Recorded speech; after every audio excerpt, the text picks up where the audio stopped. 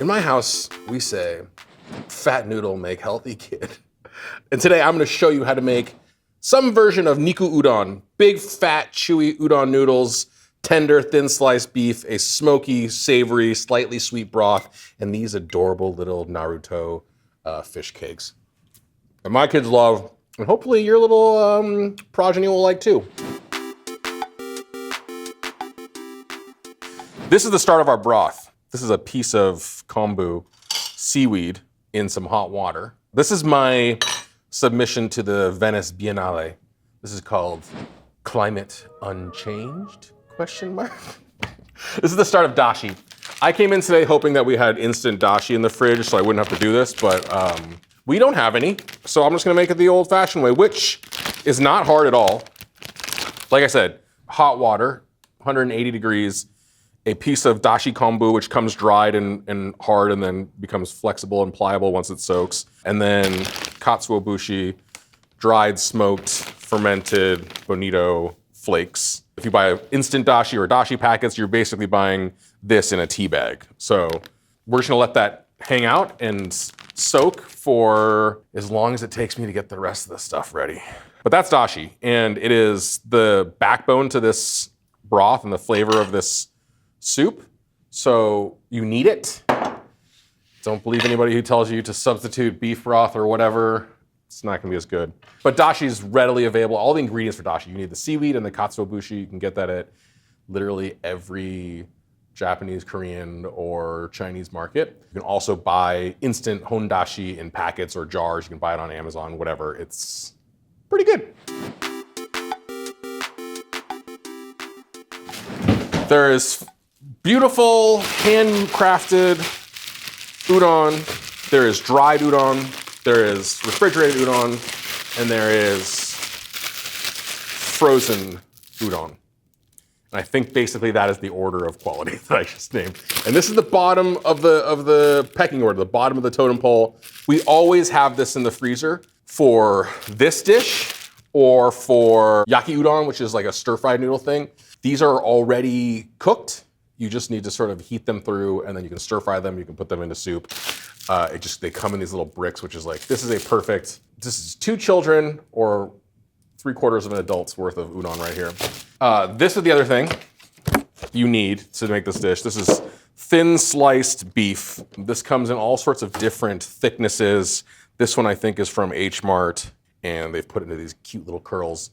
This is also, these hold super well in the freezer too, so just having this on hand is very helpful. You'll occasionally see thin sliced meat at a American grocery store for cheesesteaks or something. In my experience, it's either too thick or too terrible to eat.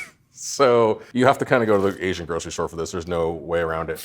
I'm gonna try to do this all in one pot. So I've seen, there's a lot of recipes for Niku Udon online.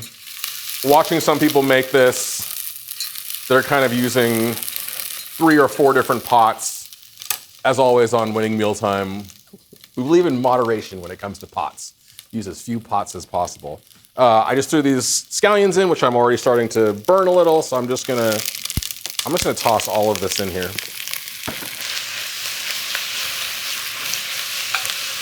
A little salt. Maybe a little MSG. A little MSG.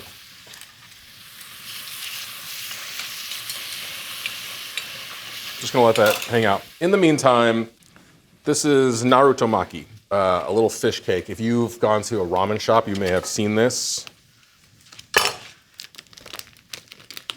This telltale little squiggle right here is so cute. I don't think there's any difference between the white part and the pink part. How would I know? But again, as always with these kiddos, a little presentation kind of makes all the difference in the world. Maybe you're skeptical that your kid is gonna eat fish cakes. Well, how will you know if you never try? My daughter loves these things. They're fully cooked as is. I mean, I don't recommend just like, but you can totally do that. I regret that. I made my bed, now I'm gonna lie in it. I can't continue until I finish chewing this. All right, I'm gonna season this now. So, you know, the sort of deliciously smoky, slightly sweet soy flavor of a lot of things that you get in that Japanese home cooking world, whether it's teriyaki or sukiyaki. That general delicious flavor is basically a little bit of sake, mirin, which is sweet cooking wine. Although if you buy sort of the cheaper version of this, it's really just corn syrup with a little alcohol in it, and soy sauce. And then dashi will be the smoky umami part as well. But that and a little squoze of sugar. And this is what we're just gonna kind of simmer our thin sliced meat. And like I said, there's like, if you go to the store, you'll see thin sliced meat for sukiyaki, for shabu shabu. You're gonna see all the different cuts of it. You want it to look like a steak, except for super thinly sliced. And you know, all those cuts you'll recognize, like they'll slice ribeye really thin, they'll slice top round, all of those things. So thin sliced meat is such a wonderful ingredient that like, I just wish your standard Ralph's and Whole Foods and whatever would just offer. I forgot to toss it in, but we'll toss it in now. That half an onion sliced. Now we have reached a point where I'm gonna keep standing here, but we can probably take a quick little break while these onions simmer a little. This turns into like a delicious melange of beef and alliums. So you could take this opportunity to like this video. I know we're not done yet, but you've got enough of this video at this point to know whether or not you're gonna like it, right? Like, come on. And we back. So this was literally 6 minutes covered. You can see the onions sort of steamed into a thing. I added a little more soy sauce, a little more sugar, but perfect medium rare, guys. No, ain't no medium rare about this whatsoever. It is fully cooked through. The beef is not, you're not eating a steak. This is where the steak comparison stops. So, all right, I'm gonna add dashi now. This has been sitting literally since the time we started, so maybe, I don't know, 10 minutes, 15 minutes. It has sucked up all the flavor from this katsuobushi and the seaweed, but you can get a second run out of these things. So I'm gonna pour this in and do my best not to let too many fish flakes enter the equation here. That's not spent. You can get a second run of dashi. It won't be as flavorful as the first one, but you know, if you've got 2 kids, you know, like by the time the second kid comes around, like it's made out of the leftovers, it's not gonna be as strong as the first kid, right? So, just kidding, Keith. Check for seasoning, of which we need more. Soy. I'm gonna bring this back up, a little salt.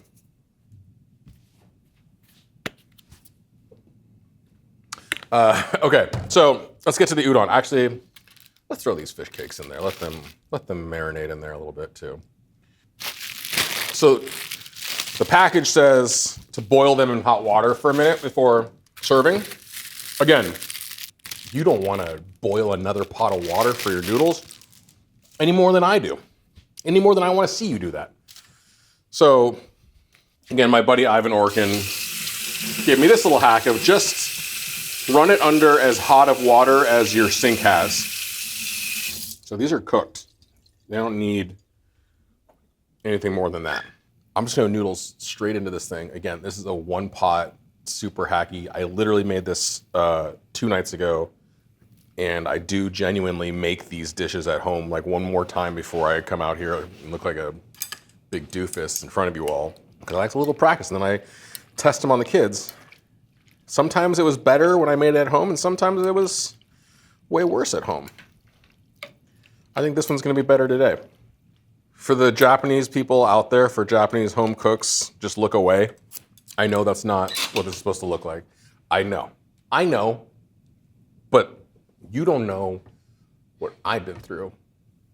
Lastly, one of my favorite, like this is another dish I like because it's just, you can do the kid version and you can do the adult version.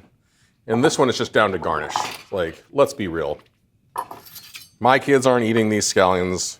Your kids aren't eating these scallions. But My wife is. I am. So a little scallion garnish for the adults. Nothing for the kids. Au naturel.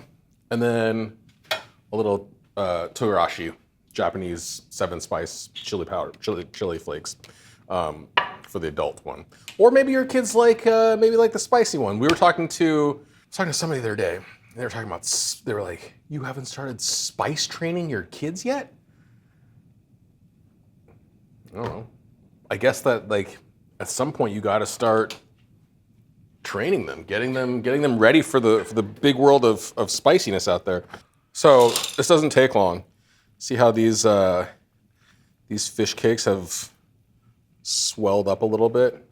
Fat fish cake make healthy kid. They're sucking up the juices. They're inflating. All right, this is good to go.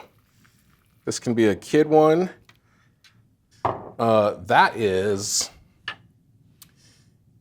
how I would serve it to the kitty cats, the kids, and for the adults, for the mature audience. Little scallion, little togarashi. And there's Mama's. There's Mama Bear. There's Baby Bear. Like I said, fat noodle make healthy kid. They don't make them much healthier than me, and I have eaten a lot of fat noodles in my day.